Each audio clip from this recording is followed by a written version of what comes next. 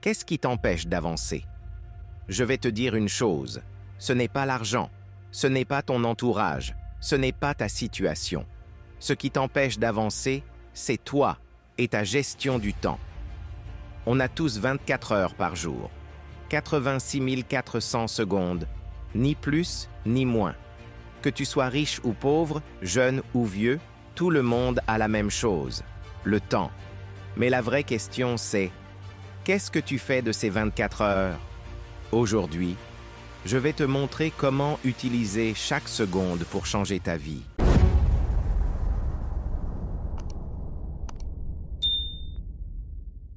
Chaque journée te donne une nouvelle opportunité. 24 heures pour gravir la montagne de la peur. 24 heures pour traverser les tempêtes du doute. 24 heures pour devenir un peu meilleur qu'hier. Mais tout commence par une chose. Ne reste pas immobile. Commence là où tu es, utilise ce que tu as et fais ce que tu peux. Le problème, ce n'est pas le manque de temps. Le problème, c'est ce mensonge que tu te racontes tous les jours. Je ferai ça demain. Mais demain, tu sais quoi? Demain, c'est une promesse que la vie ne te garantit pas. Le temps passera, que tu agisses ou non. Alors, pourquoi perdre une seconde de plus? Regarde autour de toi, Elon Musk, Oprah Winfrey, ces légendes de notre époque. Ils ont les mêmes 24 heures que toi. Les grands empereurs du passé, eux aussi n'avaient que 24 heures dans une journée. Et pourtant, ils ont laissé leur empreinte. Mais toi, tu dis que tu n'as pas le temps.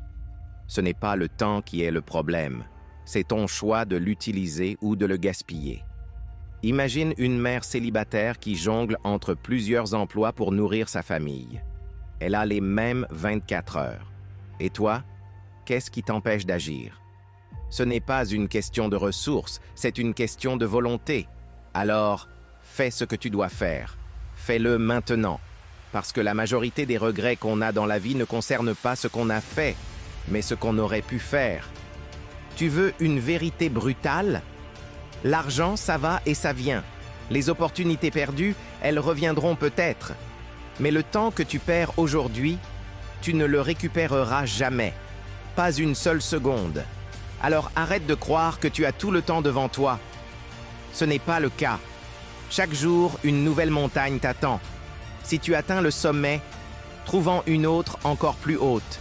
Et si un jour tu te sens fatigué, si tu veux abandonner, souviens-toi de toutes ces personnes qui pensaient que tu allais échouer. Et rappelle-toi surtout pourquoi tu as commencé. La douleur est temporaire, mais les légendes, elles, ne meurent jamais. Si tu n'es pas encore la personne que tu veux être, peut-être que c'est le moment d'agir. Parle moins. Fais plus. Si tu dois t'isoler, fais-le. Ferme la porte. Déconnecte-toi des distractions. Et concentre-toi sur toi. Parce que tu n'as pas besoin de plus d'attention.